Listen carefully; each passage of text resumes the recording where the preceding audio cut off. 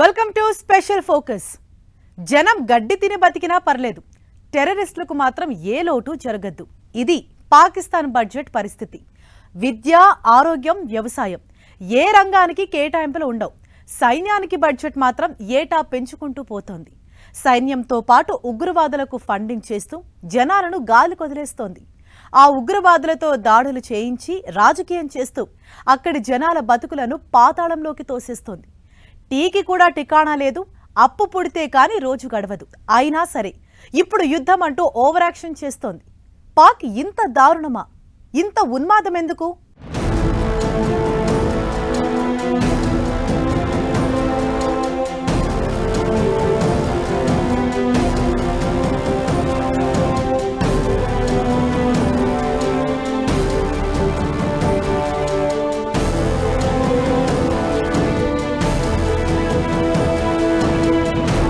అభివృద్ధి లేదు, జరిగే మంచి అస్సలే లేదు.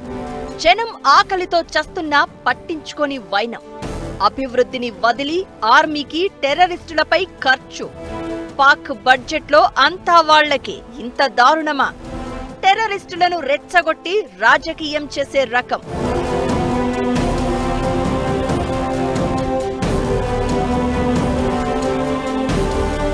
దాదాపు అడుక్కు తినే పొజిషన్ పాకిస్తాన్ది. అప్పులు పుడితే తప్ప రోజు గడవదు అన్నట్లు తయారైంది. ఇలాంటి పరిస్థితుల్లో ఆదాయాన్ని పుట్టించే మార్గాలు వెతకాలి. కానీ పాక్ అలా కాదు. ప్రపంచమంతా తిరిగి వాళ్ల దగ్గర వీళ్ల దగ్గర చేతులు చాచి అప్పులు తెచ్చి జనాలను ఏమాత్రం పట్టించుకోకుండా తిరిగి ఉన్మాదం మీద ఖర్చు చేసే రకం. పాకిస్తాన్ ఆర్థిక వ్యవస్థ దాదాపు పతనావస్థలో ఉంది. పెరిగిన ధరలు, ఆకాశాన్ని అంటుతున్న ధరలతో జనాలు గగ్గోలు పెడుతున్నారు. ఇలాంటి సమయంలో అభివృద్ధి మీద ఫోకస్ చేయాల్సింది పోయి డిఫెన్స్ బడ్జెట్ పెంచేస్తూ దరిద్రపు పనులన్నీ చేస్తున్నారు పాక్ పాలకులు. నిజంగా సైన్యానికే ఆ ఖర్చు పెడుతున్నారా అంటే ఆ పేరు చెప్పుకుని ఉగ్రవాదాన్ని పెంచి పోషిస్తున్నారు. పన్నులు కట్టిన జనాలను పట్టించుకోకుండా ఆర్మీ పెద్దల జేబులు నింపుతోంది. ఉగ్రవాదాన్ని పెంచి పోషిస్తూ ప్రపంచానికి సవాల్ విసురుతోంది. 1947లో రెండుగా విడిపోయినప్పటి నుంచి భారత్ అంటే రగిలిపోయే పాక్ శక్తి లేకపోయినా జనాలను పస్తులు పెట్టి మరీ డిఫెన్స్ బడ్జెట్ పెంచుకుంటూ పోతోంది. అయినా సరే అసలు పాకిస్తాన్ మనకు పోటీనే కాదు. మన రక్షణ రంగం బడ్జెట్ అంత కాదు, పాకిస్తాన్ మొత్తం బడ్జెట్.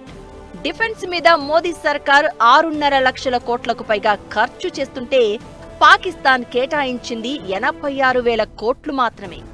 ఆదాయం దాదాపు నిల్. అప్పులు తీసుకొచ్చి మరీ దేశాన్ని నెట్టుకొస్తున్న పరిస్థితి. అలాంటిది అభివృద్ధి మీద, జనాల కష్టాల మీద ఫోకస్ పెట్టకుండా డిఫెన్స్ కేటాయింపుల పేరుతో ఉగ్రవాదం మీద ఖర్చు చేస్తూ పాక్ దరిద్రపు వేషాలు వేస్తోంది. భారత్ మీద 1000 ఏళ్ల పాటు యుద్ధం చేస్తామంటూ గతంలో సిగ్గు లేకుండా ప్రకటించిన పాకిస్తాన్ మన దేశం మీదకు ఉగ్రవాదాన్ని ఎగదొయ్యడంలోనే పైశాచిక ఆనందం పొందుతోంది. దానికోసం తన మొత్తం సమయాన్ని, దేశ వనరులను, ఆర్థిక వ్యవస్థను కూడా పణంగా పెట్టింది. 2024-25 బడ్జెట్లో రక్షణ రంగానికి 15% కేటాయింపులు పెంచింది పాక్. డిఫెన్స్ కు 2.1 లక్షల కోట్లు ఖర్చు చేయనున్నట్లు ప్రకటించింది. నిజంగా ఇందులో ప్రతి పైసా ఆర్మీకి మాత్రమే ఖర్చు చేస్తుందా అంటే ఉగ్రవాదాన్ని పాలు పోసి పెంచుతున్న పరిస్థితి. జనాల కడుపు మార్చి తీవ్రవాద సంస్థల పొట్టనింపుతోంది. భారత్ మీద 80 ఏళ్లుగా ద్వేషంతో రగిలిపోతూ ఆ దేశానికి మిగిల్చింది ఆకలి, అశాంతి, పేదరికం మాత్రమే. అభివృద్ధి అడ్రస్ కూడా కనిపించదు పాకిస్తాన్లో. అప్పుల కుప్పగా మారిపోయి రోజురోజుకు పరిస్థితి దారుణంగా తయారవుతున్న పరిస్థితి. దీంతో కడుపులు మండి సొంత పాలకుల మీద పాకిస్తాన్ జనాలు ఎదురు తిరుగుతున్న పరిస్థితి. ఆ దేశంలో కనిపిస్తున్న అంతర్యుద్ధాలకు కారణాలు ఇవే. తమకు అందించాల్సిన కనీస అవసరాలను గాలికి వదిలేసి ఆర్మీకి మాత్రం ఈ రేంజ్ కేటాయింపులు చేయడంపై అక్కడి జనాల్లో తిరుగుబాటు కనిపిస్తోంది. బలూచిస్తాన్ వివాదానికి ఒక రకంగా కారణం అదే. పాకిస్తాన్లో ప్రభుత్వం ఉన్నా ఆ దేశాన్ని ఏలేది, ఏకంగా ఉంచేది ఆర్మీని. దీంతో పాకిస్తాన్ బడ్జెట్లో సైన్యానికి భారీగా కేటాయింపులు ఉంటాయి. అభివృద్ధి రంగాలైన విద్య, ఉద్యోగం, మౌలిక సదుపాయాలకు పాకిస్తాన్ సర్కారు నిధులను పరిమితం చేస్తుంది. అప్పుల్లో మునిగిపోయి కూడా అభివృద్ధి చెందుతున్న దేశాలకు మించి రక్షణ రంగంపై పాకిస్తాన్ ఖర్చు చేస్తోంది.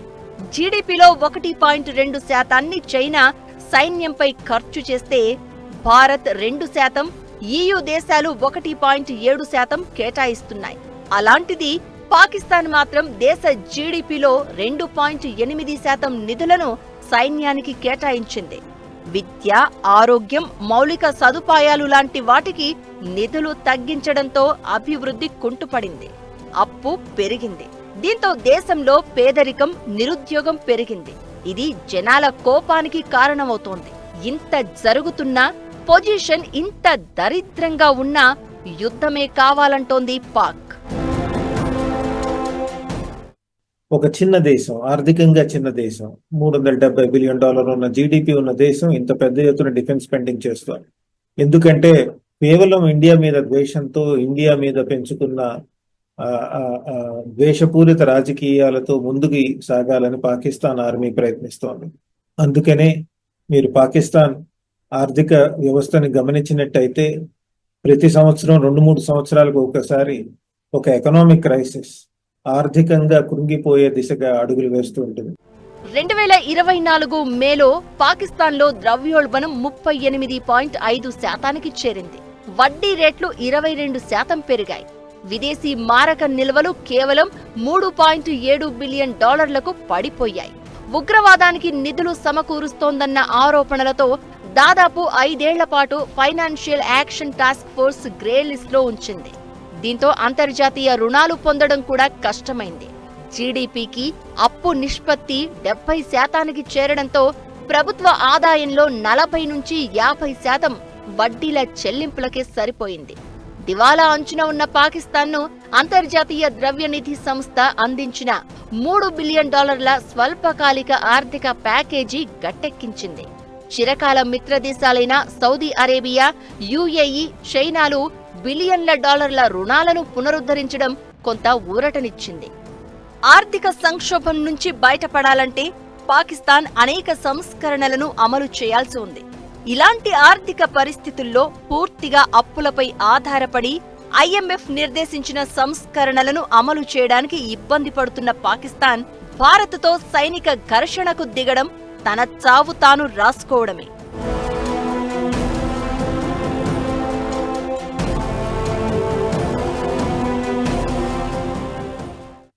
ఉద్యోగాలు లేవు, ఉపాధి లేదు, భగ్గుమంటున్న ధరలు, భయపెడుతున్న బతుకులు. పాకిస్తాన్లో కనిపిస్తున్న పరిస్థితులు ఇవి.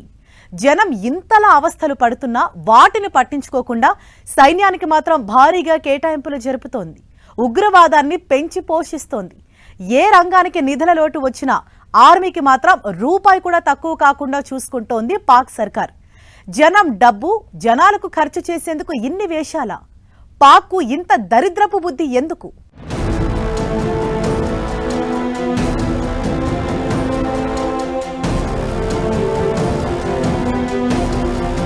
పాకిస్తాన్లో భారీగా పెరిగిన ద్రవ్యోల్బణం, చుక్కలను తాకుతున్న నిత్యావసరాల ధరలు, పెరిగిన ధరలతో చుక్కలు చూస్తున్న జనం బాధలు పట్టించుకొని పాక్ పాలకులు.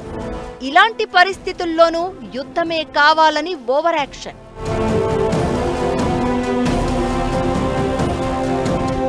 పాకిస్తాన్లో ద్రవ్యోల్బణ సంక్షోభం 2025లో ఆర్థిక వ్యవస్థను కుదేలు చేస్తోంది.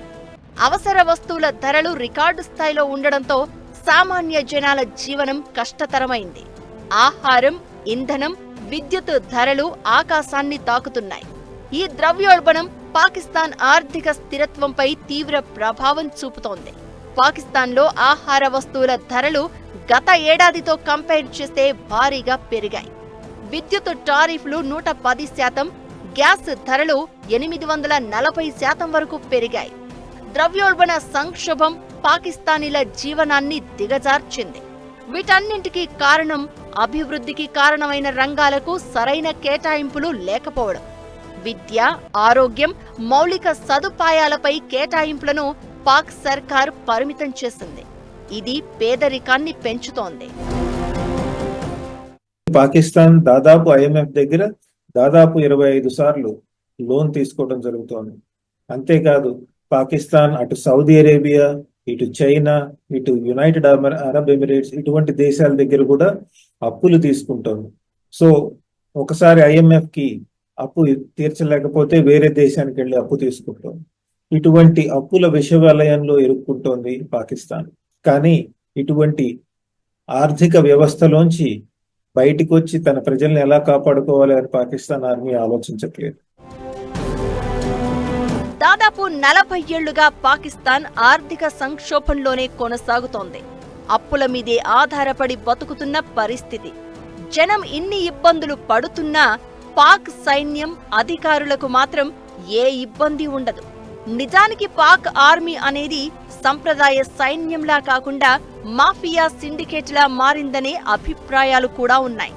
అసలే పాక్ ఆర్మీ అవినీతికి కేటాయింపులను పంచుకోవడమే టార్గెట్ అన్నట్లుగా ఉంటుంది సీన్.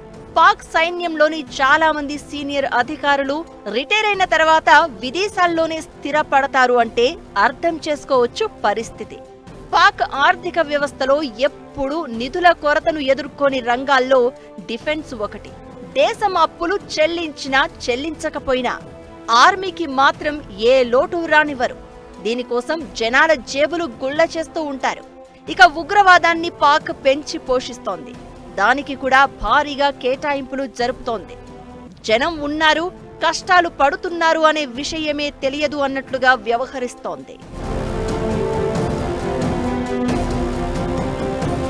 రక్షణ రంగం ఖర్చును తగ్గించడం అనేది పాకిస్తాన్ రాజకీయాల్లో చాలా సెన్సిటివ్ ఇష్యూ. ఆ దేశ రాజకీయాల్లో సైన్యం కీలక పాత్ర పోషిస్తుంది.